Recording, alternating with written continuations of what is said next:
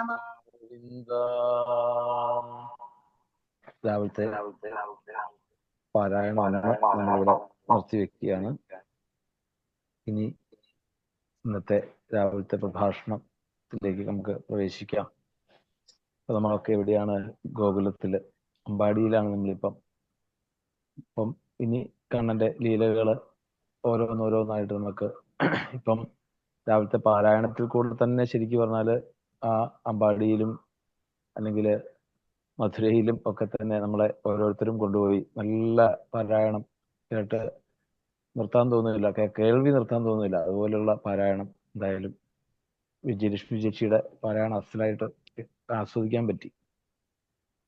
ഇന്നത്തെ നമുക്ക് പ്രഭാഷണത്തിലേക്ക് നമുക്ക് ബാലലീല കഴിഞ്ഞ നമ്മുടെ സപ്താഹത്തിനും അല്ലെ കണ്ണന്റെ കഥകള് പറഞ്ഞ് ആനന്ദിപ്പിച്ച പത്മജ ചേച്ചി ഈ വർഷവും കണ്ണന്റെ ലീലകളുമായിട്ട് നമ്മുടെ കൂടെ പങ്കിടുവാൻ വേണ്ടിയിട്ട് എത്തിയിട്ടുണ്ട്. എല്ലാവിധ ആചാര മര്യാദകളോടും കൂടി നമ്മൾ ആ അമ്മയുടെ പാദങ്ങളിൽ വീണ് നമസ്കരിച്ചുകൊണ്ട് ഈ വേദിയെ അലങ്കരിക്കുവാൻ വേണ്ടിയിട്ട് സദയം സാദരം ക്ഷണിച്ചുകൊള്ളുന്നു. ഗോവിന്ദനാമ സങ്കീർത്തനം. ഗോവിന്ദ ഗോവിന്ദ ഗോവിന്ദ ഗോവിന്ദ. ഗുരുവായൂരപ്പ ശരണം.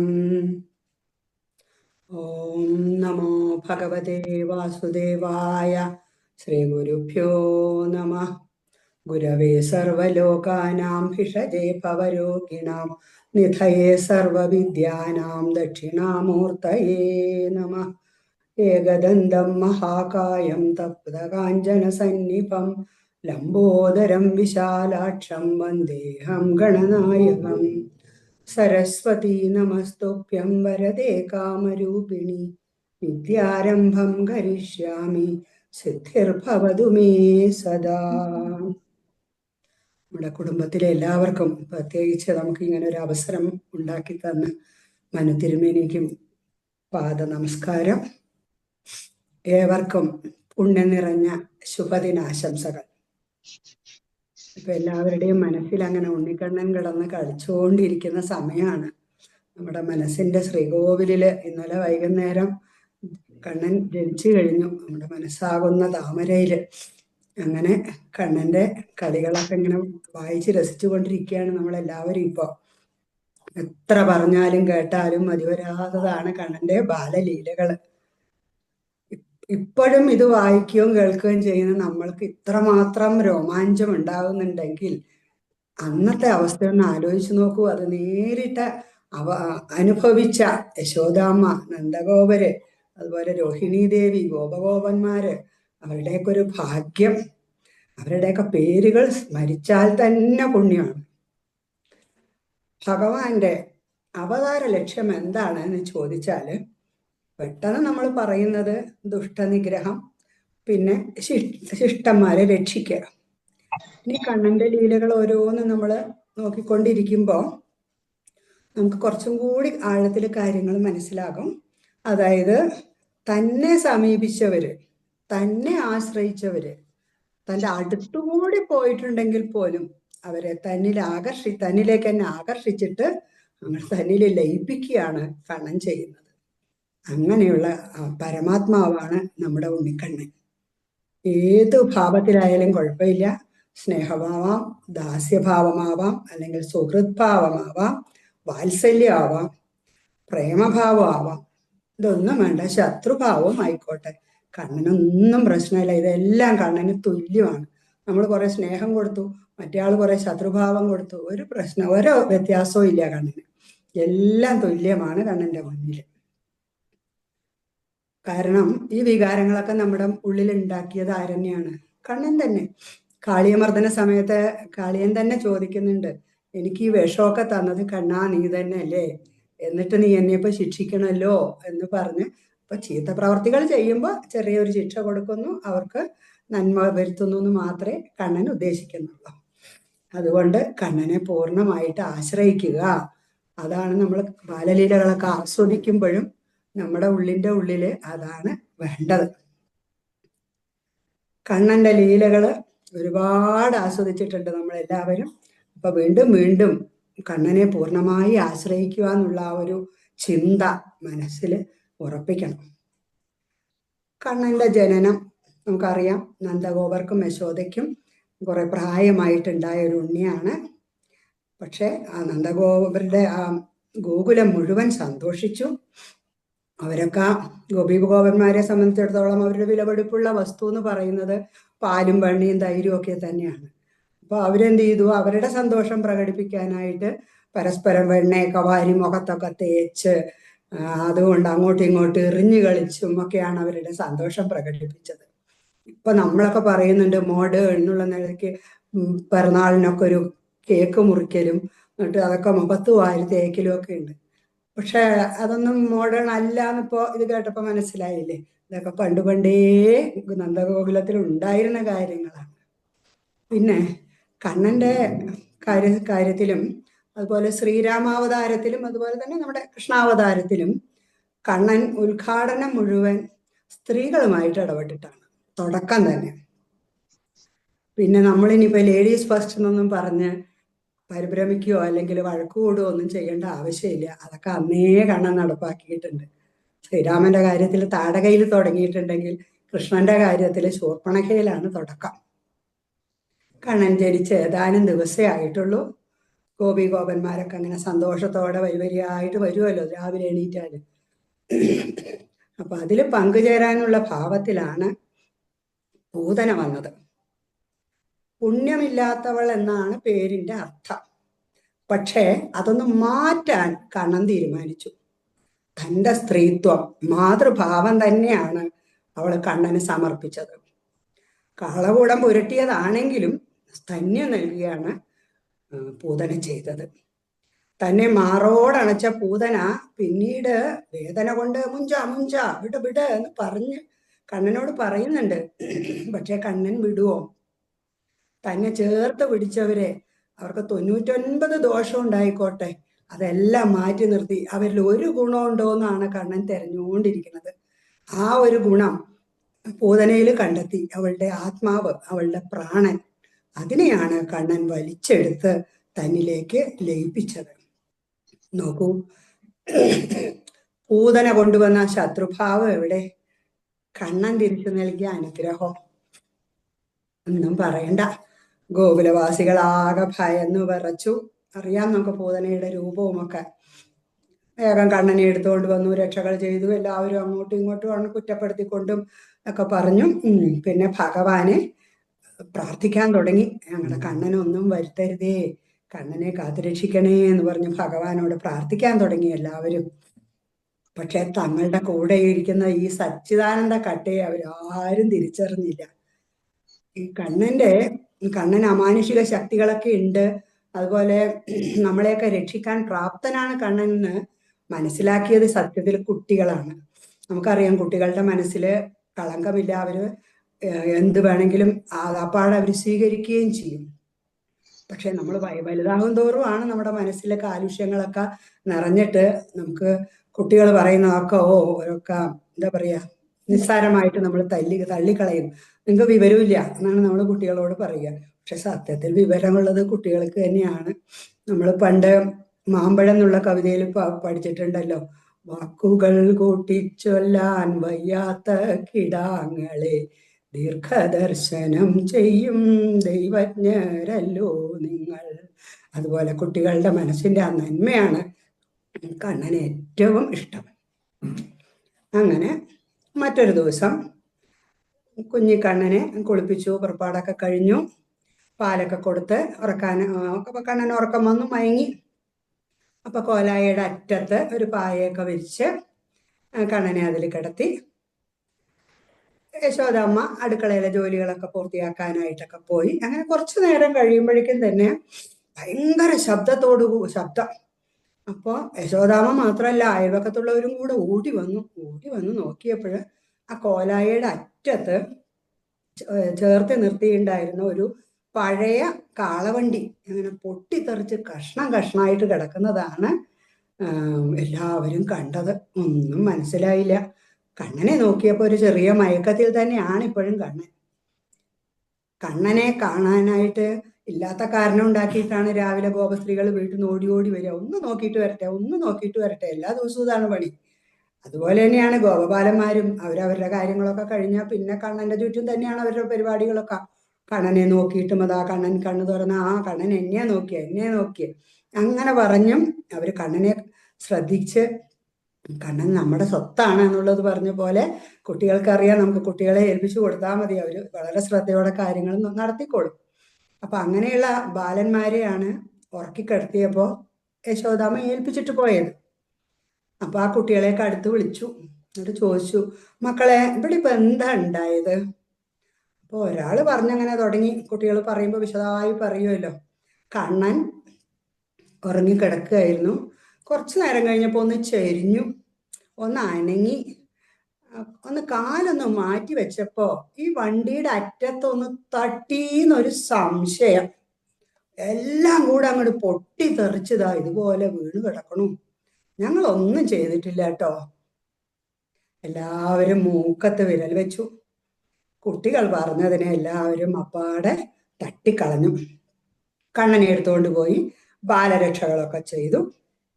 ശത്രുഭാവത്തിൽ വന്ന ശകടാസുരൻ കണ്ണന്റെ പാദസ്പർശത്താൽ തന്നെ ഭഗവാനില് അലിഞ്ഞു കഴിഞ്ഞു. മറ്റൊരു ദിവസം കണ്ണനെ പൂമുഖത്തിരുന്നിട്ട് യശോദ പാൽ കൊടുക്കുകയായിരുന്നു.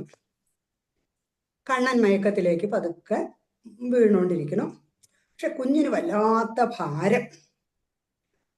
ഒരു പാറക്കല്ലൊക്കെ നമ്മുടെ മടിയിൽ കയറ്റി വെച്ച അത്രയും വലിയൊരു ഭാരം തോന്നി. യശോദാമ്മയ്ക്ക് സംശയമായി. യശോദാമ്മയ്ക്ക് എപ്പോഴും സംശയമാണ്. അതൊന്ന് തീർക്കാനായിട്ട് യശോദാമ്മ ശ്രമിക്കുന്നില്ല. കാരണം പുത്രസ്നേഹം അതാണ് മായയായിട്ട് നമ്മുടെ യശോദാമ്മയെ പിടികൂടുന്നത്. അപ്പോ ഭാരം കൂടുതലെന്ന് തോന്നി. അതെന്തോ ശരിയല്ല, ഇനി തനിക്കാണോ വല്ല വിഷമം എന്നും തോന്നി. എന്നിട്ട് കണ്ണനെ അവിടെ പായയില് കിടത്തി പതുക്കെ എഴുന്നേറ്റ് പോയി. കണ്ണനും അതാണ് ആവശ്യം. കാരണം തൃണാവർത്തൻ അതാ പടിപ്പരയിൽ വന്ന് അവിടെ നിൽപ്പുണ്ട്. കണ്ണന് അതൊക്കെ നന്നായിട്ട് അറിയാം. അപ്പൊ ഇങ്ങനെയുള്ള ആൾക്കാരുമായിട്ട് നമ്മൾ ഡീൽ ചെയ്യുന്ന സമയത്ത് ഒറ്റയ്ക്കാ നല്ലത്.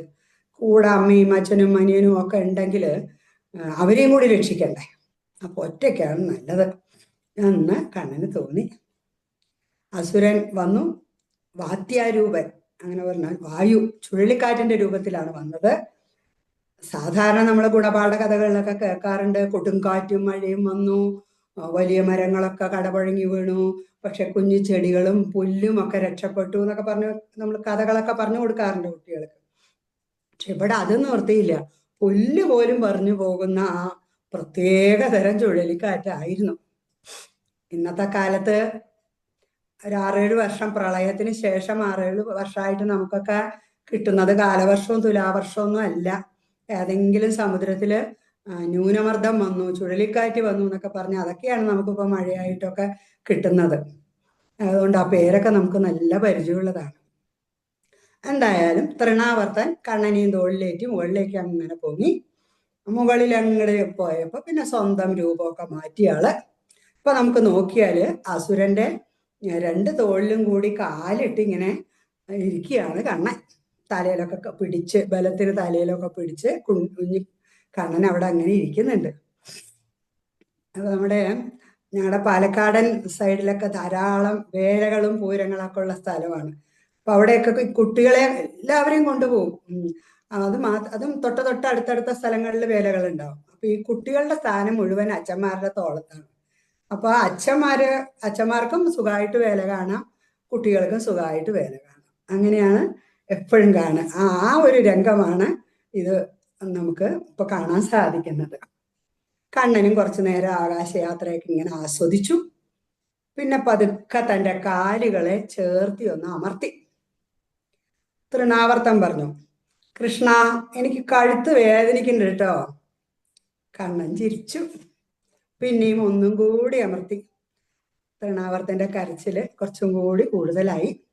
അങ്ങനെ ക്രമേണ തുടകൾക്കിടയിൽ അങ്ങനെ അസുരന്റെ പ്രാണൻ പിടഞ്ഞ് ഭഗവാനിലേക്ക് ചേർന്നു. ഇത്രയും ഉയരത്തിൽ നിന്ന് അസുരൻ താഴെ വീണു. അതിനു മുകളിൽ കണ്ണനുണ്ണി സേഫ് ലാൻഡിങ്.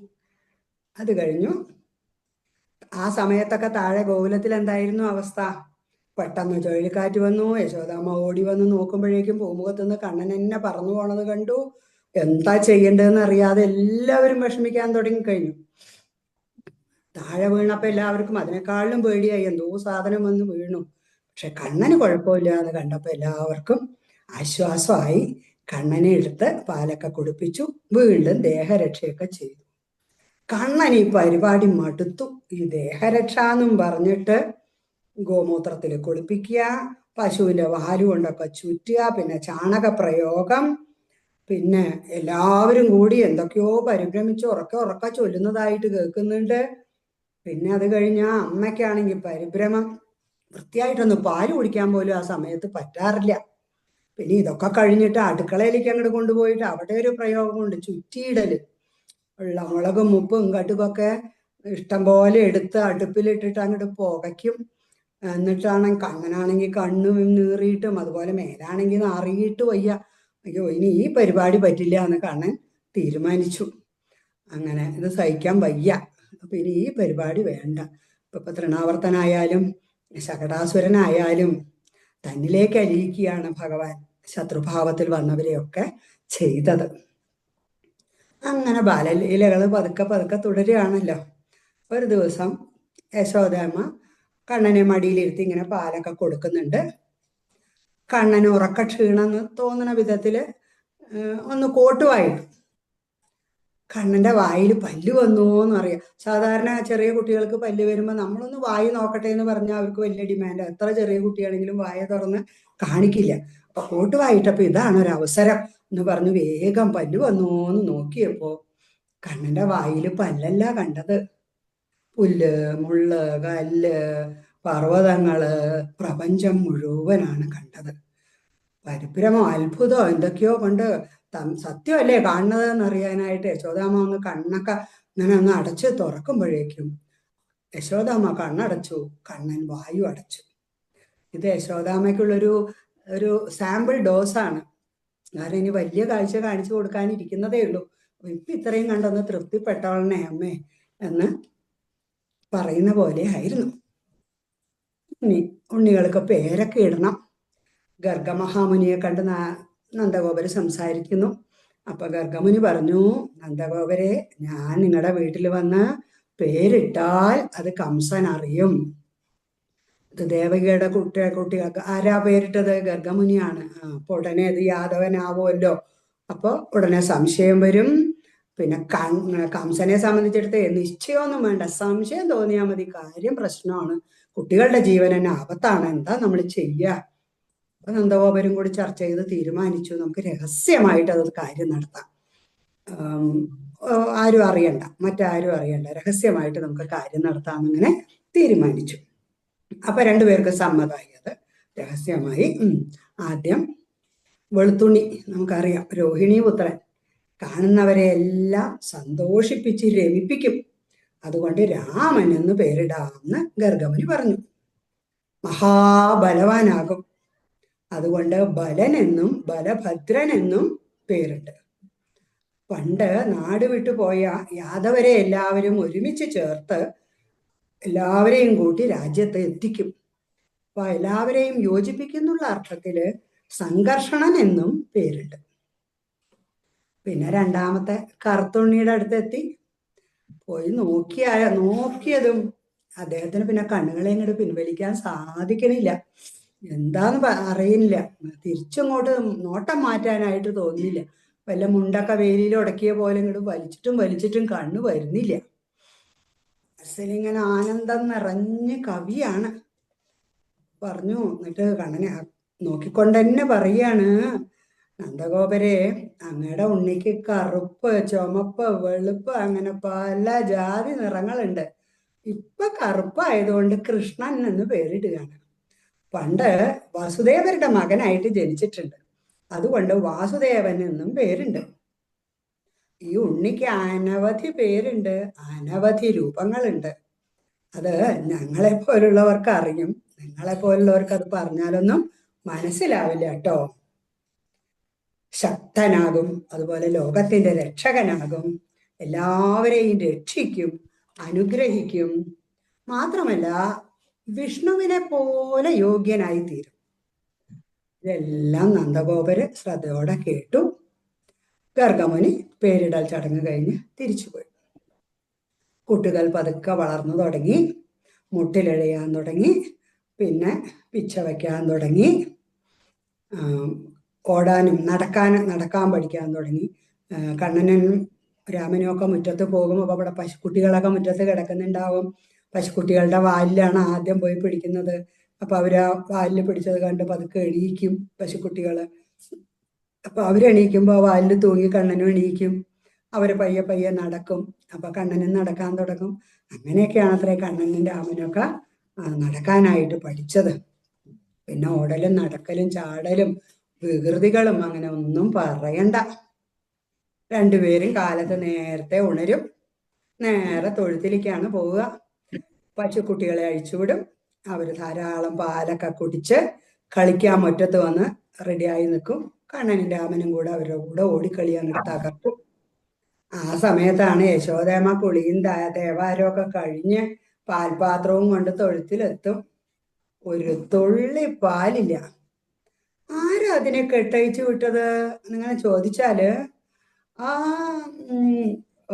നോണയൊന്നും പറയില്ല, എന്നാലും ഞാനൊന്നും അറിഞ്ഞില്ലേ എന്നുള്ളൊരു മട്ടിലൊരു അഭിനയം. പശുവിനോടും അതുപോലെ പശുവിൻ്റെതിനോടും നല്ല ഇഷ്ടമാണ് കണ്ണിന്. പാല്, മോര്, തൈര്, വെണ്ണ, നെയ്യ്, ഇതിലെന്ത് കണ്ടാലും എവിടെ കണ്ടാലും എടുത്ത് കഴിക്കും. ഇന്നവരുടെ ഒന്നും നോട്ടമൊന്നുമില്ല. പാവം ഗോപികമാര് ഇത്തിരി ശേഖരിച്ചു വെക്കും. ഭഗവാൻ ഇതൊക്കെ എടുത്ത് കഴിക്കും. ക്രമേണ അവർക്ക് ആളെ പിടികിട്ടി. പിന്നെ ഇതൊക്കെ സൂക്ഷിച്ചു വെക്കണ സമയമാകുമ്പോഴേക്കും അവർ അടുത്തടുത്ത വീടുകളാണല്ലോ, അപ്പൊ വിളിച്ചു പറയും, കണ്ണനെ ഒന്ന് ശ്രദ്ധിച്ചോളൂ കേട്ടോ, കണ്ണനെ ഒന്ന് സൂക്ഷിച്ചോളൂ കേട്ടോ, അവിടെ ശബ്ദം കേട്ടു, കണ്ണൻ വരും, ചിലപ്പോ വരും, ഒന്ന് ശ്രദ്ധിച്ചോളൂ കേട്ടോ, കണ്ണനെ സൂക്ഷിച്ചോളൂ കേട്ടോ. ഇങ്ങനെ ഉള്ള വിളികളാണ് അവിടെ മുഴുവൻ. കണ്ണന്റെ പേരാണ്. കണ്ണനെ എല്ലാവരും ഇപ്പൊ ശ്രദ്ധിക്കാൻ തുടങ്ങി. അപ്പൊ കണ്ണനും വിചാരിച്ചു, വളരെ നല്ല കാര്യം. ഒന്നും അറിവില്ലാത്തവരാണെങ്കിൽ ഈ ഗോപികമാർക്ക് ഇപ്പൊ എന്നെ കുറിച്ചാണല്ലോ ചിന്ത മുഴുവൻ. നല്ല കാര്യം എന്ന് കണ്ണൻ പറഞ്ഞു.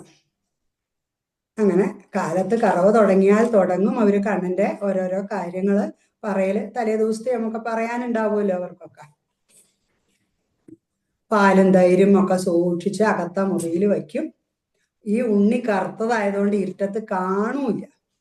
കലങ്ങളൊക്കെ തപ്പി തപ്പി എല്ലാം തിന്നു തീർക്കും.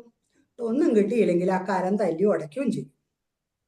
പാവം ഗോപിക വന്ന് പറയും, യശോദാമ്മേ, കണ്ണനിന്ന് എൻ്റെ ഒരു കലം തല്ലി പൊട്ടിച്ചു, എന്താ ചെയ്യുക, മറ്റൊന്നും വാങ്ങാൻ എനിക്ക് നിവൃത്തിയുമില്ല.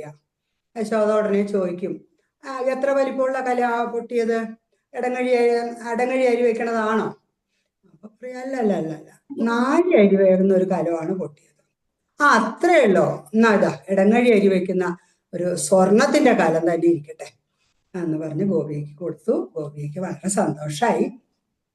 ഇതൊക്കെ അപ്പുറത്ത് നിന്ന് കണ്ണൻ നോക്കുന്നുണ്ട്. അപ്പൊ കണ്ണന് ഒരു ഐഡിയ കിട്ടി. അമ്മ ആള് മോശമില്ല, ഇഷ്ടം പോലെ സൂക്ഷിച്ചു വെച്ചിരിക്കുന്നു, സമ്പാദിച്ചു വെച്ചിരിക്കുന്നു. പാവ ഈ ഗോപികൾക്ക് തീരെ ജീവിക്കാൻ പോലും നിവൃത്തിയില്ല. അമ്മ മോശമില്ല, എന്തായാലും നന്ദഗോപന്റെ ഭാര്യ എന്നുള്ള നിലയ്ക്ക് ഒരുപാട് സാധനങ്ങളൊക്കെ ഇവിടെ എടുത്തു വെച്ചിട്ടുണ്ട്. അപ്പൊ എങ്ങനെയാണെങ്കിൽ പാവങ്ങൾക്ക് കുറച്ച് ധനം അങ്ങനെയെങ്കിലും കിട്ടട്ടെ എന്ന് പറഞ്ഞ കണ്ണൻ പിന്നെ ഒരു തീരുമാനം കൂടെ എടുത്തു. നട്ടന്ന് കലം പൊട്ടിക്കാനങ്ങോട്ട് തുടങ്ങിക്കഴിഞ്ഞു. കുറച്ച് ദിവസം കഴിഞ്ഞപ്പോഴേക്കും കണ്ണൻ കലം പൊട്ടിച്ചാൽ മതിയെന്നായി ഗോപികൾക്ക്. അവരുടെ വിഷമമൊക്കെ തീർന്നു, പ്രാരബ്ധങ്ങളൊക്കെ കുറഞ്ഞു, സന്തോഷമായി എല്ലാവർക്കും. എപ്പോഴും കണ്ണൻ നമ്മുടെ വീട്ടിൽ വരണേ അതൊക്കെ പൊട്ടിക്കുമ്പോഴൊക്കെ അവർ പരാതി പറഞ്ഞാലും അവരുടെ മനസ്സിന്റെ ഉള്ളിൽ എപ്പോഴും കണ്ണനിൻ്റെ അടുത്ത്, നമ്മുടെ അടുത്ത് വരണേ എന്ന് തന്നെയായിരുന്നു അവർക്ക് ആഗ്രഹം. ഇനിയിപ്പോൾ അഥവാ കഴിക്കാനൊന്നും കിട്ടിയില്ലെങ്കിലോ, അവിടെ വല്ല ചെറിയ കുട്ടികളൊക്കെ കിടന്ന് ഉറങ്ങുന്നുണ്ടെങ്കിൽ ഒറ്റ നുള്ളും കൊടുത്ത് അവരെ കരയിപ്പിച്ചിട്ട് കണ്ണനോടും. അരയിൽ കെട്ടിയ അരഞ്ഞാണത്തിന്റെ ഈ രത്നക്കല്ലുകൾ ഇങ്ങനെ തിളങ്ങും അത്രേ. അപ്പൊ അത് കണ്ടിട്ടാണ് ഇരുട്ടത്ത് കൂടി കണ്ണൻ ഓടിപ്പോയിട്ടുണ്ട് എന്ന് ഗോപികള് മനസ്സിലാക്കുന്നത്. ഇപ്പൊ പിന്നെ കുറച്ച് നാളായിട്ട് ഇനി ആരും ഒന്നും നിലത്ത് വയ്ക്കുന്നില്ല. അത് സുരക്ഷിതമല്ല എന്നവർക്കൊക്കെ മനസ്സിലായി. ഉറിയൊക്കെ കെട്ടി അതിൽ സൂക്ഷിച്ചു തുടങ്ങി. അപ്പൊ കണ്ണന് തോന്നി, ഓ, ഈ ബുദ്ധി ഇല്ലാത്തവർക്ക് എവിടെ ഈ ബുദ്ധിയൊക്കെ കിട്ടിയത്, ഇങ്ങനെ ഒരു ഉറി കെട്ടാനും തൂക്കാനൊക്കെ. കണ്ണൻ പട്ടിണിയായി. പിന്നെ പതുക്കെ കറങ്ങി നടന്നു. ഒരു ദിവസം യശോദമ്മ എല്ലാം ഉറിയിലൊക്കെ സൂക്ഷിച്ചു വെച്ച്, വീട്ടിലത്തെ കാര്യം ഇത് തന്നെയാണ്, ഉറിയിലൊക്കെ കെട്ടി തൂക്കി എങ്ങോട്ടോ പോയി. കണ്ണൻ പതുക്കെ ഒരു പഴയ ഉരല് അവിടെ കിടക്കുന്നതിനെ ഉരുട്ടി അതിൻ്റെ താഴെ കൊണ്ടുവച്ചു. ഒരു സ്റ്റൂള് കയറ്റി വെച്ചു. അതിൻ്റെ മുകളിലൊരു പറ കമത്തി വെച്ചു. പിന്നെ ഒരു ചെറിയ മുക്കാലി പറ്റുന്ന പോലെ കണ്ണനെ കൊണ്ടാവുന്ന വിധത്തിലൊക്കെ കയറ്റി വെച്ച് ഒരു ജനാല കമ്പിയിലൊക്കെ തൂങ്ങി പിടിച്ചെത്തി വലിഞ്ഞ് കയറി ഇങ്ങനെ പതുക്കെ കൈ ഉയർത്തി നോക്കി. അപ്പൊ ഉറിയിൽ തൊട്ടില്ല എന്നുള്ള മട്ടായി. അപ്പൊ ഒന്ന് ആഞ്ഞു പിടിച്ചപ്പോ ഉറിയില് രണ്ട് കൈയും പിടുത്തം കിട്ടി. പക്ഷെ ഉറിയില് പിടുത്തം കിട്ടി, താഴെയുള്ള പിടുത്തം ഒക്കെ ഉരുണ്ടുപോയി. ഒരു നിവൃത്തിയില്ല. കണ്ണൻ ഇങ്ങനെ നല്ല ആട്ടമാണ് ഉറിയിലേക്ക് തോന്നിയിട്ട്. എന്നാലും ആ സമയത്തും എത്തി വലിഞ്ഞ് ഒരു കൈ കൊണ്ട് കലത്തിൻ്റെ അകത്ത് കൈയിട്ട് വെണ്ണയൊക്കെ എടുത്ത് തിന്നുകൊണ്ടിരിക്കുകയാണ്. വെണ്ണയൊക്കെ കഴിച്ചു കഴിഞ്ഞപ്പോൾ കണ്ണന് തോന്നി, അയ്യോ, ഇനി എങ്ങനെ താഴത്ത് ഇറങ്ങുക?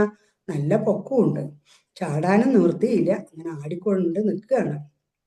ഇനി അമ്മയെ ആശ്രയിക്കാതെ നിവൃത്തിയില്ല എന്ന് കണ്ണന് തോന്നി.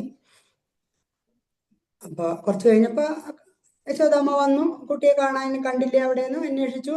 അവിടെ ഇവിടെയൊക്കെ ഒളിഞ്ഞു നിൽക്കുമല്ലോ, അത് അവിടെയൊക്കെ പോയി നോക്കി, എവിടെയും കണ്ടില്ല. അപ്പോ കാണാതാവുമ്പോ ഒന്നും കൂടി പരിഭ്രമാവുമല്ലോ. അപ്പൊ അങ്ങനെ വിളിച്ചു തുടങ്ങി, കണ്ണാ എന്ന് വിളിച്ചു. പിന്നെ കണ്ണനാണെങ്കിൽ കൈവേദനിച്ചിട്ട് വയ്യ, ഒരു നിവൃത്തിയില്ല. ഇനി വിളി കേൾക്കാതെ നിവൃത്തിയില്ല. ഇത്ര നേരം പിടിച്ചു നിന്നു, മോശമല്ലേ അമ്മ അറിഞ്ഞാല് എന്നൊക്കെ പറഞ്ഞു നിന്നു. ഇനി നിവൃത്തിയില്ല. അവസാനം പറഞ്ഞു, അമ്മേ, ഞാനിവിടെ ഉണ്ട് കേട്ടോ എന്ന് പറഞ്ഞു. യശോദ നോക്കുമ്പോണ്ട് ഈ വികൃതി കിടന്നിങ്ങനെ ആടണു. വേഗം താഴത്തേക്ക് ഇറക്കി. ചോദിച്ചു, കണ്ണാ, എങ്ങനെ എവിടെ എത്തിയത് ഇതിന്റെ മുകളില്? വളരെ ബുദ്ധിമുട്ടിയിട്ടാ അമ്മ എത്തിയത്. എന്താ അവിടെ പണി? ഒന്നുമില്ല, അമ്മ ഇവിടെ ഓരോന്നും എടുത്തു വെച്ചിട്ട് പോവും. ഇതൊക്കെ വല്ല കാക്കയോ പൂച്ചയോ ഒക്കെ എടുത്തോണ്ട് പോയാലോ, ഞാൻ അതൊക്കെ രക്ഷിക്കുകയായിരുന്നു കേട്ടോ. നല്ലോണം ഞാൻ രക്ഷിച്ചു. എവിടെ രക്ഷിച്ചത്? അകത്ത്. ഇത് തന്നെ മറ്റ് ഗൃഹങ്ങളിലും ഗോപബാലന്മാരോട് കൂടിയിട്ട് പലതരത്തിലും ആവർത്തിച്ചു. പിന്നെ ഉരല് അങ്ങനെ തുടങ്ങിയ സാധനങ്ങളൊക്കെ അമ്മമാരൊക്കെ മുറ്റത്തേക്ക് ആക്കി. കാരണം അത് ഒരു ഐഡിയ കിട്ടിയല്ലോ കണ്ണനൊക്കെ. ഇത്തിരി പൊക്കമുള്ള സാധനവുമാണ്. അപ്പൊ അതുകൊണ്ട് അതൊക്കെ മുറ്റത്തേക്ക് മാറ്റി. അങ്ങനെ മറ്റൊരു ദിവസം രണ്ടുപേര് യശോദമ്മ കുളിപ്പിച്ച് സുന്ദരന്മാരാക്കി അങ്ങനെ ഒരുക്കി പട്ടൊക്കെ ഉടുപ്പിച്ച് കണ്ണെഴുതി അലങ്കാരപ്രിയനാണല്ലോ കണ്ണൻ. പൊട്ടുകുത്തി സുഗന്ധദ്രവ്യങ്ങളൊക്കെ പൂശി മുടിയൊക്കെ വാരി കെട്ടി മയിൽപ്പീലി കുത്തി പൂമാല കെട്ടിക്കൊടുത്തു. കഴുത്തിലിഷ്ടം പോലെ മാലകള്, അരയിൽ അരഞ്ഞാണം, ഓടക്കുഴലൊക്കെ പിടിപ്പിച്ചു. എല്ലാം കഴിഞ്ഞ് അങ്ങനെ കുട്ടികൾക്ക് ഇനി ഭക്ഷണം കൊടുക്കണം. അപ്പൊ രണ്ടുപേരെയും തിണ്ണയിൽ ഇരുത്തിയിട്ട് പറഞ്ഞു, അമ്മ കൊണ്ടുവരാട്ടോ, ഇവിടെ ഇരിക്കണേ എന്നും പറഞ്ഞിട്ട് ഓടി അടുക്കളയിൽ പോയി നല്ല ചൂടുള്ള ചോറൊക്കെ എടുത്ത് നല്ലോണം വെണ്ണയൊക്കെ കൂട്ടി കുഴച്ച് ഉപ്പേരി, പപ്പടം, കൊണ്ടാട്ടം എല്ലാമായിട്ട് തിരിച്ചു വന്നപ്പോ രണ്ടുപേരും തിണ്ണയിലില്ല. സാധാരണ പോലെ അവിടെ ഇവിടെയൊക്കെ എത്തി നോക്കി, ഓരോ തിണ്ണയുടെ അറ്റത്തൊക്കെ ഓടിപ്പോയി അവിടെ ഇവിടെയൊക്കെ നോക്കി, എവിടെയും കണ്ടില്ല. പിന്നെ ഇങ്ങനെ നോക്കിയപ്പോഴാണ് ആ പറമ്പിന്റെ ഇത്തിരി അറ്റത്തായിട്ട് എന്തോ പണികൾക്കായിട്ട് കുറെ ചുവന്ന മണ്ണൊക്കെ അവിടെ കിടക്കുന്നുണ്ട്.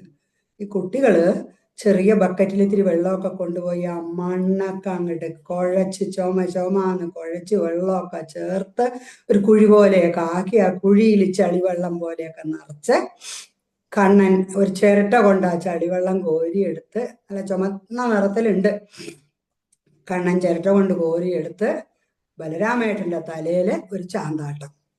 ബലരാമേട്ടൻ തിരിച്ച് അതേപോലെ ചിരട്ടയിലെടുത്ത് തിരിച്ചും ചാന്താട്ടം. നല്ല ഭംഗിയുണ്ട്, നല്ല ചുമന്ന കുട്ടികൾ ഇപ്പൊ കണ്ടാല്. എന്നിട്ടോ ഈ ചുമന്ന വെള്ളം തലേ കൂടി ഇങ്ങനെ ഒഴുകി മുഖത്തോടി വരുമ്പോ അങ്ങോട്ട് തുപ്പും, നീട്ടി തുപ്പും. അപ്പൊ ഈ വെള്ളം മുഴുവൻ എല്ലാവിടെയും തെറിക്കും. എന്തൊരു രസം! രണ്ടാളും കൂടി അങ്ങനെ ആസ്വദിച്ച് കളിക്കുകയാണ്.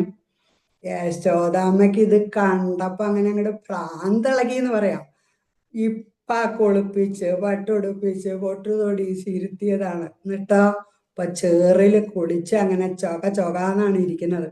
രണ്ടും കൂടി ചിരിച്ച് കളിക്കണം. ദേഷ്യം വന്നു യശോദാമ്മയ്ക്ക് വല്ലാതെ. ഭഗവാനെ, പൂർവ്വജന്മത്തിൽ ഇത് പന്നിയായിരുന്നു എന്നാ തോന്നുന്നത് എന്ന് പറഞ്ഞു. ഇത് കേട്ടപ്പോ ഭഗവാൻ ചിരട്ട അവിടെ ഇട്ടിട്ട് അമ്മയൊന്ന് നോക്കി. അമ്മയ്ക്ക് വിവരം വെച്ചു തുടങ്ങി. അങ്ങനെയും ഒരു പൂർവ്വജന്മം ഭഗവാൻ ഉണ്ടല്ലോ. അങ്ങനെ ഒരിക്കൽ നന്ദഗോപരുടെ വീട്ടിന്റെ ആ ഒരു തെക്ക് ഭാഗത്ത് ഒരു വലിയൊരു ഞാവൽ മരം നിൽക്കുന്നുണ്ട്. അതിന്റെ കൊമ്പൊക്കെ താഴ്ന്നിട്ടാണ് നിൽക്കുക. കുട്ടികളെല്ലാവരും അതിന്റെ മുകളിൽ കയറി കളി തന്നെയാണ് എപ്പോഴും പരിപാടി. അപ്പൊ എല്ലാ കുട്ടികളും മരത്തിന്റെ മുകളിൽ കയറിയിട്ടുണ്ട്. കണ്ണൻ മാത്രം താഴെ നിൽക്കും. അപ്പൊ എല്ലാറ്റിനും ഒന്നാമനാണ് ആള്. ഇപ്പം നിലത്ത് നിൽക്കണം. അപ്പൊ എല്ലാവർക്കും സംശയമായി. എന്താ കണ്ണൻ, എന്ത് പറ്റി? കണ്ണൻ കയറുന്നില്ലേ എന്ന് ചോദിച്ചു. ഇല്ല, ഞാൻ കയറുന്നില്ല, ബുദ്ധിമുട്ടാണ്. കുട്ടികളൊക്കെ വിചാരിച്ചു കണ്ണനെ ആ മരത്തിൽ കയറാൻ എന്തെങ്കിലും ബുദ്ധിമുട്ട് തോന്നുന്നുണ്ടാവും, അതായിരിക്കും.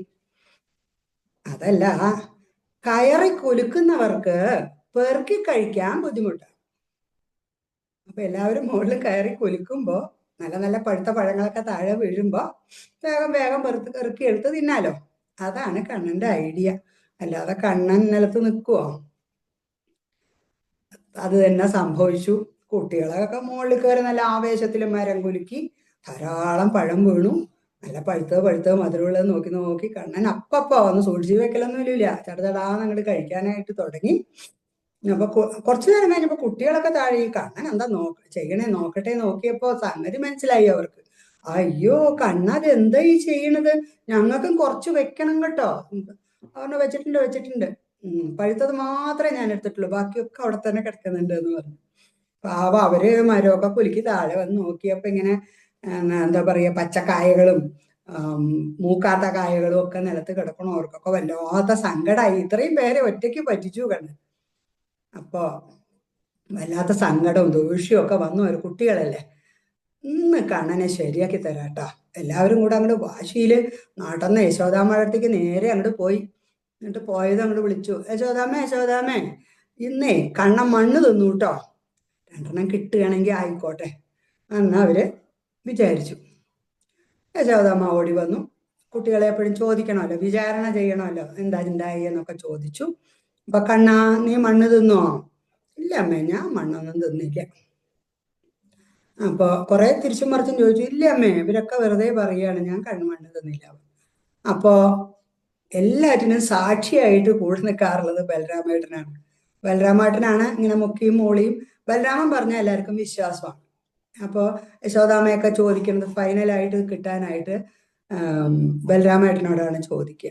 അപ്പൊ ബലരാമൻ എപ്പോഴും കണ്ണനെ സപ്പോർട്ട് ചെയ്ത് നിൽക്കുന്നോണ്ടാണ് അടിയൊന്നും കിട്ടാതെ ഇത്രയും നാളൊക്കെ രക്ഷപ്പെട്ടൊക്കെ അങ്ങനെ പോയത്. അപ്പൊ രാമനെ വിളിച്ചു. രാമ, കണ്ണൻ മണ്ണ് തിന്നോ? ശരിക്കുള്ള കാര്യം പറയൂ. മരം കുലുക്കിയവരുടെ കൂട്ടത്തിൽ ബലരാമേട്ടനുണ്ട്. അപ്പൊ ബലരാമേട്ടന് ഇത്തിരി വിഷമമുണ്ട് ഉള്ളില്. അപ്പൊ അതുകൊണ്ട് ബലരാമൻ പറഞ്ഞു, ആ മണ്ണ് തിന്നു. അമ്പടാ, എന്നെ പറ്റിച്ചൂലേ അന്ന് കണ്ണൻ ചോദിച്ചു. നിവൃത്തിയില്ല, കണ്ണൻ മണ്ണ് തിന്നു എന്നുള്ള ഉറപ്പായി ഇപ്പൊ എല്ലാവർക്കും. പിന്നെ കണ്ണൻ നോക്കി, ഒന്നത്ര പറഞ്ഞു നോക്കി. അമ്മേ, നാഹം ഭക്ഷിതവാനംബ സർവേ മിഥ്യാഭിശംസിനഃ. ഞാൻ തിന്നില്ല അമ്മേ, ഇവരൊക്കെ നുണയാ പറയുന്നത്. ബലരാമേട്ടനെ അടക്കം എല്ലാവരും നുണയാ പറയണ അമ്മേ. അമ്മ എന്ന് ആവുന്നത്ര കെഞ്ചി പറഞ്ഞു നോക്കി. എന്തായാലും വായ തുറക്ക് കണ്ണ. വേണ്ട അമ്മേ, ഞാൻ കഴിച്ചിട്ടില്ല, എന്നെ പറ്റിച്ചതാണ്, എല്ലാവരും നുണയാ പറയണത്, ഞാൻ തിന്നിട്ടില്ല. എന്നാലും കണ്ണ വായ തുറക്കോ ഒന്ന് നോക്കട്ടെ എന്ന് നിർബന്ധം പിടിച്ചു. വടിയുണ്ട് കയ്യില്. അപ്പൊ കണ്ണൻ വേണോ എന്ന് വിചാരിച്ച് അവസാനം സംശയിച്ചൊന്ന് വായ അങ്ങോട്ട് തുറന്നു. അതും മുമ്പ് തുറന്നല്ലോ, അതിനേക്കാളും വളരെ വലുതായിട്ടാണ് അങ്ങോട്ട് തുറന്നത്. ഒരു തരി മണ്ണ് കാണാൻ വേണ്ടി ആ തുറന്ന വായിനകത്തേക്ക് നോക്കിയ യശോദാമ്മ എന്തൊക്കെയാ കണ്ടത്? 14 ലോകങ്ങള്, സൂര്യൻ, ചന്ദ്രൻ, നക്ഷത്രങ്ങള്, സമുദ്രങ്ങള്, വനങ്ങള്, എന്തൊക്കെയാ ഇനി കാണാത്തത്? അതിനകത്ത് അതാ ഗോകുലം കാണുന്നു. ഗോകുലത്തിന്റെ മുറ്റത്ത് യശോദാമ്മ വടിയും പിടിച്ചിരിക്കുന്നു, വായ തുറന്നിരിക്കുന്നു, കണ്ണനിരിക്കുന്നു, അതും വായിന്റെ ഉള്ളിൽ കാണുന്നു. എന്താ താൻ സ്വപ്നാണോ, അതോ വല്ല മായാജാലമാണോ, ഇന്ദ്രജാലമാണോ, അതോ ഇതെല്ലാം എൻ്റെ കണ്ണന്റെ മഹിമയാണോ ഞാൻ കാണുന്നത് എന്നൊക്കെ യശോദയ്ക്ക് സംശയമായി. ഒടുക്കം യശോദ ഒന്ന് തീരുമാനിച്ചു. ആ തീരുമാനത്തിനാണ് മഹിമ. ഏതൊരു ഭഗവാന്റെ മായ കൊണ്ടാണോ ഞാൻ എൻ്റെ അങ്ങനെയാണല്ലോ നമ്മുടെ തോന്നുക. എപ്പോഴും രാവിലെ തൊട്ട് പറയുമ്പോ തൊട്ട് നമ്മൾ തുടങ്ങും ഞാൻ എൻ്റെ. അപ്പോ ഏത് ഭഗവാന്റെ മായ കൊണ്ടാണോ ഞാന് എൻ്റെ എന്ന തോന്നല് ഈ മനസ്സിന്റെ ഉള്ളിൽ എപ്പോഴും ഉണ്ടായിക്കൊണ്ടിരിക്കേണ്ടത് നല്ലതല്ല എന്ന് നമുക്കറിയാം. ആ ഭഗവാൻ മായ കാണിച്ചിട്ടാണ് അത് നമ്മുടെ മനസ്സിൽ തോന്നിക്കുന്നത്. ആ ഭഗവാൻ തന്നെ എനിക്ക് പരമഗതി എന്നും പറഞ്ഞ് യശോദ നമസ്കരിക്കുകയാണ്. എന്നെ മായയിൽപ്പെടുത്തിയ ഭഗവാൻ തന്നെ എനിക്ക് പരമഗതി, എനിക്ക് ആശ്രയം എന്നും പറഞ്ഞ് യശോദാമ്മ അവിടെ നമസ്കരിക്കുകയാണ്. തൻ്റെ മകനെ ഭഗവാനായി കണ്ട് യശോദാദേവി തിരിച്ചറിഞ്ഞ് മനസ്സിലാക്കി ആദ്യമായി നമസ്കരിക്കുന്ന സന്ദർഭമാണ് ഈ വിശ്വരൂപ ദർശനം. വായിൽ ഈ സ്വരൂപം കണ്ടത്. ഉണ്ണിയല്ല ഇത്, ഭഗവാൻ തന്നെ എന്ന് ഉറപ്പിച്ചു മനസ്സിൽ. അപ്പോൾ ഭഗവാന് മനസ്സിലായി തൻ്റെ കള്ളക്കളി പൊളിഞ്ഞു. വേഷം കെട്ടി ഇവിടെ വന്ന് ആടിക്കൊണ്ടിരിക്കുന്നതൊക്കെ അമ്മയ്ക്ക് പിടികിട്ടി.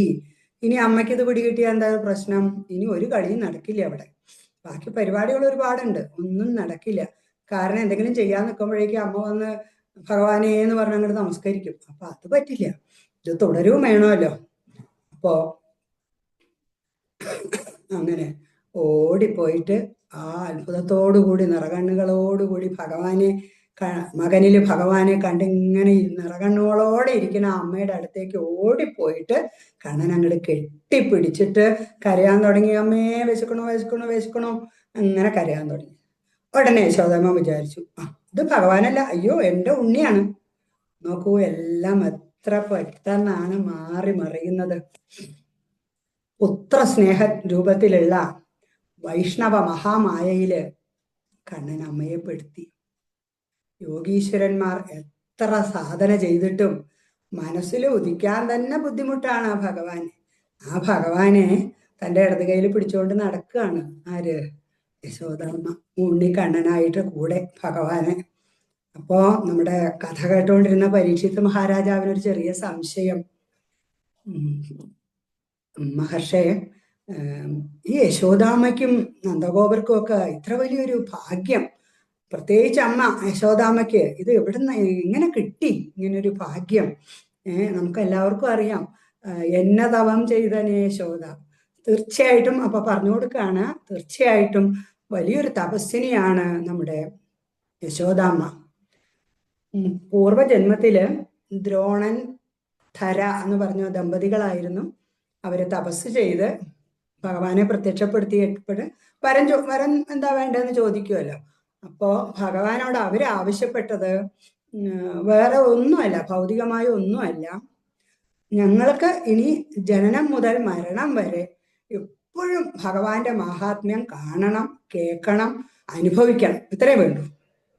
ജനനം മുതൽ മരണം വരെ ഞങ്ങൾക്ക് ഇത്രേ വേണ്ടു. ഭഗവാന്റെ മഹാത്മ്യം കാണണം, കേൾക്കണം, അനുഭവിക്കണം. അപ്പൊ അവര് ജനനം തൊട്ടിട്ടേ ഇതെല്ലാം അനുഭവിച്ച് വരുന്ന ആൾക്കാരാണ്. എപ്പോഴും അവരുടെ മനസ്സിൽ ഭഗവാനേ ഉള്ളൂ. അപ്പൊ ഇപ്പതാ ഉണ്ണിക്കണ്ണനായിട്ട് സ്വന്തം പുത്രനായിട്ടും കണ്ണൻ വന്നു. ഇപ്പൊ അവര് സ്വയം ആസ്വദിച്ച് അനുഭവിച്ചു കൊണ്ടിരിക്കുകയാണ്. അതാണ് അവരുടെ ഭാഗ്യത്തിന്റെ രഹസ്യം എന്ന് ശ്രീ ശുഗമഹർഷി പറഞ്ഞു കൊടുക്കുകയാണ്. പിന്നെ അത് കഴിഞ്ഞ് തുടരുന്നു നമ്മുടെ ദാമോദര ലീല. നമുക്ക് എല്ലാവർക്കും അറിയാം, എപ്പോഴും നമ്മൾ ദാമോദര മാസവും ഒക്കെ എന്താ പറയുക, വളരെ ഭക്തിപൂർവം ഭഗവാനെ കെട്ടിയിടാനൊരു ഭാഗ്യം കിട്ടിയ ആളാണ് യശോദ അമ്മ. പക്ഷെ ആദ്യം ശ്രമിച്ചു, എൻ്റെ ഉണ്ണി ഞാൻ കെട്ടിയിടുന്നുള്ളതൊക്കെ ആയി. പക്ഷെ കണ്ണൻ നിന്ന് കൊടുത്തില്ല. കയറൊക്കെ കൊണ്ട് കെട്ടിയപ്പോൾ നമുക്കറിയാം 2 അങ്കുലത്തിന്റെ കുറവ് എന്നുള്ള ഒരു പദ്ധതി നമുക്കറിയാം. അപ്പൊ അതുകൊണ്ട് കണ്ണൻ നിന്നു കൊടുത്തില്ല. പക്ഷെ മറ്റുള്ളവരൊക്കെ ചോദിക്കാൻ തുടങ്ങി, ഇതെന്താ ഇങ്ങനെ പ്രശ്നം പറഞ്ഞ അപ്പൊ ആ യശോദ അമ്മയ്ക്ക് വിഷമായി എന്ന് കണ്ടാ പിന്നെ കണ്ണൻ നിന്നു കൊടുത്തു. ഒക്കെ ഒന്ന് കെട്ടിയിട്ടു. അപ്പൊ ആ കയറിന്റെ ഭാഗ്യത്തെ കുറിച്ച് പോലും മഹാത്മാക്കൾ എത്ര പറയാറുണ്ട്. ആ ഭഗവാന്റെ ഉദരത്തോട് ചേർന്ന് നിൽക്കാൻ പറ്റിയ ആ കയറിന്റെ മഹാത്മ്യം, ദാമോദരൻ എന്നുള്ള ഒരു പേര് കണ്ണന് ലഭിച്ചതും. പിന്നെ അതിനെ തുടർന്നാണ് നമുക്കറിയാം നാരദരുടെ ശാപം കിട്ടിയ നളകൂപര മണിഗ്രീവന്മാര് ഒരു രണ്ട് മരുതുവൃക്ഷങ്ങളായിട്ട് തൊടിയിലായിട്ട് നിൽക്കുന്നുണ്ട്. അവിടേക്ക് കണ്ണൻ ഇത് ഉരുട്ടിക്കൊണ്ട് പോവുകയാണ്. അതിൻ്റെ ഇടയിൽ കൂടി കടന്ന് വൃക്ഷങ്ങൾ രണ്ടും തകർന്ന് വീഴുകയാണ്. പക്ഷെ അപ്പൊ ആ സമയത്ത് വേറെ ആരും കൂടെയില്ല. നളകൂപര മണിഗ്രീവന്മാര് പ്രത്യക്ഷപ്പെട്ടു. അവർക്ക് നാരദരുടെ ശാപം കിട്ടിയതാണ് സത്യത്തില്. കാരണം കള്ളുകുടിച്ച് മതോന്മത്തരായി സ്ത്രീകളുടെ കൂടി ജലക്രീഡയൊക്കെ ചെയ്തുകൊണ്ടിരിക്കുന്ന, വസ്ത്രരഹിതരായിട്ടൊക്കെ ഇരിക്കുന്ന അവരെ ഉപദേശിക്കാൻ ശ്രമിച്ച നാരദ മഹർഷി അവരെ അപമാനിച്ചു. നാരദ മഹർഷി അവരെ ശാപം എന്നുള്ള രൂപേണ അനുഗ്രഹിക്കുകയാണ് ചെയ്തത്. ഇപ്പൊ ഇതാ കണ്ണന്റെ സാന്നിധ്യം അവർക്ക് കിട്ടിയിരിക്കുന്നു. അതുപോലെ തന്നെ മഹാത്മാക്കൾ പറയാറുണ്ട്, കണ്ണനെ ജനിച്ചിട്ട് ദ്വാരകയെന്ന് അമ്പാടിയിലേക്ക് കൊണ്ടുവന്നല്ലോ. ആ സമയത്ത് അർദ്ധരാത്രിയാണ്, ആരും കണ്ടിട്ടില്ല. കൂടെയുള്ള ചില ആൾക്കാരെ കാളിയ സർപ്പമരൊക്കെയാണ്. പക്ഷെ ആ കണ്ടതിന്റെ കൂട്ടത്തില് രണ്ടുപേരാണത്രേ ഇത്രയും ഉയരത്തിൽ നിൽക്കുന്ന ആ മരുതുവൃക്ഷങ്ങൾ. അവർ ഈ കണ്ണന്റെ ജനനം അല്ലെങ്കിൽ ആ കണ്ണനെ ആദ്യമായിട്ട് കൊണ്ടുവരുന്നത് കണ്ടിട്ടുണ്ടെന്നാണ് പറയുന്നത്. ഇതിലും കൂടുതൽ അവർക്ക് എന്താണ് അനുഗ്രഹം കിട്ടാനുള്ളത്? മഹാത്മാക്കളുടെ ശാപം എപ്പോഴും എന്തായിട്ട് വരും? അനുഗ്രഹമായിട്ട് തന്നെയാണ് വരാറ്. അപ്പൊ കണ്ണനെ മനസ്സുകൊണ്ട് എല്ലാ തരത്തിലും കണ്ണനിൽ സമർപ്പിച്ച് നമ്മളെപ്പോഴും ആശ്രയിക്കണം കണ്ണനെ എന്നാണ് ഈ ബാലലീലകളിലൂടെയൊക്കെ നമുക്ക് മനസ്സിലാക്കുന്നത്. അതുപോലെ തന്നെ കുറിച്ച് എല്ലാവരും ചിന്തിക്കണം, തന്നിൽ എത്തിച്ചേരണം എല്ലാവരും എന്നുള്ള നല്ല ചിന്ത മാത്രമേ കണ്ണന്റെ മനസ്സിലുള്ളൂ. എപ്പോഴും അതാണ് ചിന്തിക്കുന്നത്. അപ്പൊ തന്നിൽ നിന്ന് ഒന്ന് ചിന്ത മാറിയ ഉടൻ കണ്ണൻ എന്തെങ്കിലും ഒരു സൂത്രം ചെയ്ത് അവിടെ കണ്ണനിലേക്ക് കൊണ്ടുവരും. അപ്പൊ അങ്ങനെ നമ്മുടെ ഗോകുലലീലകൾ കഴിഞ്ഞിനി വൃന്ദാവനത്തിലേക്ക് ഒരു മാറ്റമുണ്ട്. അത് കഴിഞ്ഞ് ദ്വാരകാലീലകൾ. ഇതിൽ ഓരോ പടിപടിയായിട്ട് ആ ഗോകുലവാസികളെ മുഴുവൻ തൻ്റെ സ്വന്തമാക്കി, അല്ലെങ്കിൽ തൻ്റെ മാറോട് ചേർക്കുന്ന, അല്ലെങ്കിൽ തന്നിലേക്ക് തന്നെ ആവാഹിക്കുകയാണ് സത്യത്തിൽ കണ്ണൻ ഈ ബാലലീലകളിലൂടെ ഒക്കെ ചെയ്തുകൊണ്ടിരിക്കുന്നത് എന്ന് നമുക്ക് എല്ലാവർക്കും നന്നായിട്ട് അറിയാം. പിന്നെ പ്രത്യേകിച്ചൊരു കാര്യം എല്ലാവരും പറയാറുണ്ട്, ഭഗവാനെ ആശ്രയിക്കൂ, ഭഗവാനെ ആശ്രയിക്കൂ. ഇത് എങ്ങനെയാണ് ഇത് ചെയ്യുക? നമ്മൾ എങ്ങനെയാണ് ഈ ഭഗവാനെ ആശ്രയിച്ചുകൊണ്ടിരിക്കുക? കാരണം നമുക്കറിയാം, ഇപ്പൊ യശോദാമ്മയുടെ കാര്യം തന്നെ പറഞ്ഞു, ഭഗവാൻ എന്ന് വിചാരിച്ച് ഇങ്ങനെ കണ്ണു തുറന്നുകൊണ്ട് ഇരിക്കുമ്പോഴേക്കും തന്നെ അമ്മേ എന്ന് പറഞ്ഞ് വിളിക്കുമ്പോഴേക്കും പറഞ്ഞു, അയ്യോ അതെന്റെ ഉണ്ണിയാണ് എന്ന് പറഞ്ഞു. അത്രയേ ഉള്ളൂ. യശോദാമ്മയ്ക്ക് പോലും അത്രയേ ഉള്ളൂ. അവന് നമ്മുടെയൊക്കെ അവസ്ഥ എന്തായിരിക്കും? പിന്നെ നമുക്ക് എന്ത് ചെയ്യാനാവും എന്ന് ചോദിച്ചാല് നമുക്കറിയാം. ഇപ്പൊ ഭാഗവതം കയ്യിലെടുത്ത നമ്മളെല്ലാവരും കാലത്ത് എണീക്കുമ്പോൾ കൃഷ്ണ ഗുരുവായൂരപ്പ എന്ന് വിളിച്ചിട്ടേ നമ്മൾ എണീക്കുകയുള്ളൂ. അറിയാം, നമുക്ക് എല്ലാവർക്കും അതറിയാം. എന്ത് തിരക്കുണ്ടെങ്കിലും നിന്നിട്ട് എണീറ്റ് അടുക്കളയിലേക്ക് ഓടുക, കാര്യങ്ങളൊക്കെ ചെയ്യുള്ളൂ നമ്മൾ. അപ്പോ നമ്മൾ എന്ത് ചെയ്യുമ്പോഴും അത് കാലത്ത് പല്ല് തേക്കാൻ ബ്രഷില് പേസ്റ്റ് എടുക്കുമ്പോഴായാലും ശരി, കുളിക്കാൻ ബാത്റൂമിൽ വെള്ളം തുറക്കുമ്പോഴായാലും ശരി, ആദ്യം ഗ്യാസ് കത്തിച്ച് വെള്ളം വെക്കുമ്പോഴായാലും ശരി, ദോശ ഇടുമ്പോഴായാലും ശരി, ആദ്യം ഒരു ചെറിയ ചിന്ത, ഇത് കണ്ണന് വേണ്ടിയിട്ടാണ് ചെയ്യുന്നത് കേട്ടോ. ഇത് കാരണം നമ്മുടെ ഉള്ളിലാണ് കണ്ണന് ഇരിക്കുന്നത്. കണ്ണന് വേണ്ടിയിട്ടാണ് ചെയ്യുന്നത് കേട്ടോ. അപ്പൊ ഒരു സാമ്പാർ വെക്കണു, അപ്പൊ കണ്ണാ അത് നന്നായി വരണേ കണ്ണാ, എല്ലാവർക്കും ഇഷ്ടപ്പെടണേ കണ്ണാ, അത് അങ്ങേക്കാണ് ആദ്യം ഞാൻ സമർപ്പിക്കണേ എന്നൊരു ചിന്ത. സത്യം പറഞ്ഞാൽ ഇതൊക്കെ പറയുമ്പോ അതൊക്കെ പറയാൻ എളുപ്പമാണ് തോന്നുന്നു. ശരിയാണ്. കുറച്ചു നേരം കഴിഞ്ഞിട്ടേ ഇത് അടിയിൽ പിടിക്കുക കരിയൊക്കെ ചെയ്യുമ്പോഴാണ് നമുക്ക് കണ്ണനെ ഓർമ്മ വരിക. എന്നാ അപ്പൊ ഓർക്കുക കണ്ണാ ഒന്ന് നേരാക്കി തരണേന്ന്. അപ്പൊ അങ്ങനെ അത് ക്രമേണ നമ്മൾ കാലത്തെണീറ്റെന്നല്ല എപ്പോഴും, ഇപ്പൊ നമ്മൾ ഇരുന്ന് ഒന്ന് എണീക്കുമ്പോ കൃഷ്ണ എന്ന് പറഞ്ഞിട്ടാണെന്ന് എണീക്കുക. ഇടുപ്പ് വേദനിച്ചിട്ടാണെങ്കിൽ പോലും നമ്മൾ കൃഷ്ണ എന്നറിയാതെ വിളിക്കും. അത് മതി. അതാണ് കണ്ണനെ എപ്പോഴും ആശ്രയിക്കാൻ പറയുന്നത്. അല്ലാതെ എപ്പോഴും നമുക്ക് ഭാഗവതം വായിച്ചുകൊണ്ടിരിക്കാൻ പറ്റുമെങ്കിൽ നാമങ്ങൾ ചൊല്ലി അതൊക്കെ നമ്മുടെ, പക്ഷെ നമുക്കറിയാം സംസാര സാഗരം എന്താണെന്ന് നന്നായിട്ട് നമുക്ക് എല്ലാവർക്കും അറിയാം. അപ്പൊ അതിൽ പെട്ട് ഉഴലുന്ന നമ്മളെ എപ്പോഴും കണ്ണന്റെ ചിന്തകൾ മനസ്സിലുണ്ടാവണേ, കണ്ണനെ എപ്പോഴും മനസ്സിൽ കൊണ്ടു നടക്കാനും നാവിലൂടെ കണ്ണന്റെ നാമങ്ങൾ വരാനും ഒക്കെ സാധിക്കണേ എന്ന് മാത്രം പ്രാർത്ഥിച്ചുകൊണ്ട് ബാലലീലകൾ തൽക്കാലം ഇവിടെ നിർത്തുകയാണ്. നല്ല വാക്കു ചൊല്ലണം നന്മ ചെയ്തു വാഴണം നാമഘോഷമെന്നും എൻ്റെ നാവിലായി വന്നിടണം. നല്ല ചിന്തയേകണം മനസ്സു ശുദ്ധമാകണം. നിത്യനായ ചിൽ പ്രകാശരൂപനെ വണങ്ങണം. പൊഞ്ചിലമ്പു കൊഞ്ചിടുന്ന പിഞ്ചുപാദമോർക്കണം. ആപദാബ്ജം തന്നിലായി സദാ നമിച്ചിടട്ടെ ഞാൻ. ഹരേ കൃഷ്ണ. ഗുരുവായൂരപ്പാ, വാക്കുകളെല്ലാം ഭഗവാന്റെ പാദങ്ങളിൽ സമർപ്പിക്കണം. കായേന വാച മനസേന്ദ്രിയേർവാ ബുദ്ധ്യാത്മനാ വാ പ്രകൃതേ സ്വഭാവാത് കരോമി യദ്യത് സകലം പരസ്മൈ നാരായണായേതി സമർപ്പയാമി. എല്ലാവർക്കും നമസ്കാരം. മനത്തിരുമേനിക്കും പാദ നമസ്കാരം. കൃഷ്ണ. ഗോവിന്ദനാമ സങ്കീർത്തനം. ഗോവിന്ദ ഗോവിന്ദ. എന്തായാലും നമ്മളുടെ പറഞ്ഞ പോലെ തന്നെ ശരിക്കും അമ്പാടിയില് അങ്ങനെ എല്ലാവരുടെ കൂടെയും ഇരിക്കുന്ന ഒരു അവസ്ഥയിലേക്ക് കൂട്ടിക്കൊണ്ടുപോയി ശരിക്ക് പത്നി ചേച്ചി. കാരണം ഈ കൃഷ്ണകഥകൾ മുഴുവൻ പറഞ്ഞിട്ട് അവസാനം വേദവ്യാസ മഹർഷി ഒരു കാര്യം പറയുന്നുണ്ട്. ഇത്തം ഹരിർ ഭഗവതോ രുചിരാവതാര വീര്യാണി ബാലചരിതാനി ച ശബ്ദമാനി. ഏകാദശസ്കന്ധത്തിന്റെ അവസാനത്തെ ശ്ലോകം അതാണ്. അത് എടുത്തു പറഞ്ഞിരിക്കുക അവിടെ. നിങ്ങള് ബാലചരിതാനി, ബാലലീലകള് അനുസ്മരിക്കൂ, ഈ ഭാവത്തിലേക്ക് എത്തിച്ചേരാൻ സാധിക്കും. വേറെ ഒന്നും വേണ്ടാന്ന് പറയാം.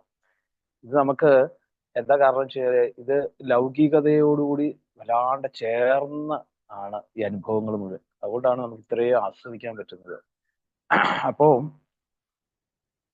ആ ഒരു രീതിയിൽ നമ്മളുടെ ഭാവത്തിലേക്ക് കൊണ്ടുപോകാൻ നന്നായിട്ട് ഈ ഒരു പ്രഭാഷണം സാധിച്ചു എന്നുള്ളതാണ് ഏറ്റവും വലിയൊരു സത്യം. കഴിഞ്ഞ വർഷവും നമുക്ക് കഴിഞ്ഞ യജ്ഞത്തിനും നമുക്ക് അനുഭവം വേദ്യമായിരുന്നു. എന്തോ ആ ബാലചരിതം പറയാനാണ് കൂടുതൽ ഇഷ്ടവും. ഈ ഇഷ്ടം വരുന്നത് എന്തുകൊണ്ടാ? അതില് നന്നായിട്ട് ലയിച്ചിട്ടുണ്ട്, അനുഭവിച്ചിട്ടുണ്ട്. ഈ ലയമുണ്ടെങ്കിൽ മാത്രമേ നമുക്ക് മറ്റുള്ളവരിലെ ലയിപ്പിക്കാൻ സാധിക്കൂ. അല്ലേ? നമുക്ക് പത്നി ചേച്ചി പറഞ്ഞുകൊണ്ടിരിക്കുന്ന സമയത്ത് ഞാൻ ശ്രദ്ധിച്ച ഓരോരുത്തരുടെയും മുഖത്തേക്കാണ് ശ്രദ്ധിച്ചത്. ആ ഓരോരുത്തരുടെ മുഖത്തുനിന്ന് അറിയാൻ പറ്റും എങ്ങനെ ഈ പത്നി ചേച്ചി പറയുന്നത്. പത്നി ചേച്ചി പറയുന്നത് എങ്ങനെയാണ്? ഉള്ളില് കണ്ണൻ പൂർണ്ണമായിട്ടും വിളങ്ങുന്നുണ്ടാണ്. അപ്പം ഈ ലയമാണ് യഥാർത്ഥത്തിൽ ആ ലയം പിബത ഭാഗവതം എന്ന് വേദവ്യാസ മഹർഷി നമുക്ക് പറഞ്ഞത്. ഈ ഒരു ലയത്തിലേക്കൊക്കെ എല്ലാവർക്കും എത്താൻ സാധിക്കട്ടെ, അല്ലെ? അതുപോലെ തന്നെ ഇനിയും ധാരാളം ധാരാളം കഥകള് പത്മ ചേച്ചിക്ക് ഇതുപോലെ എല്ലാവരെയും ലയിപ്പിച്ചുകൊണ്ട് പറയാൻ സാധിക്കട്ടെ. പാരായണത്തിലൂടെയും കീർത്തനങ്ങളിലൂടെയും ഒക്കെ ഈ നേരത്തെ പറഞ്ഞതുപോലെ തന്നെ ആ ഏത് സമയത്തും കൃഷ്ണ രാമ എന്നുള്ള വിളിക്ക് വേണ്ടിയിട്ട് എൻ്റെ നാവ് ഉപയോഗിക്കാൻ സാധിക്കട്ടെ, അല്ലെ? പ്രാർത്ഥന കൊണ്ടാണല്ലോ അത് നമ്മളോട് പറഞ്ഞു തരുന്നത്. അത് അങ്ങനെ തന്നെ ആവട്ടെ എന്ന് ഗുരുവായൂരപ്പനോട് നമുക്ക് ആത്മാർത്ഥമായിട്ട് പ്രാർത്ഥിച്ചുകൊണ്ട് ആ പാദങ്ങൾ വീണ്ടും നമസ്കരിക്കുന്നു. ഇനി നമുക്ക് പാരായണത്തിലേക്ക് പ്രവേശിക്കാം. ഗോവിന്ദനാമ സങ്കീർത്തനം. ഗോവിന്ദ ഗോവിന്ദ.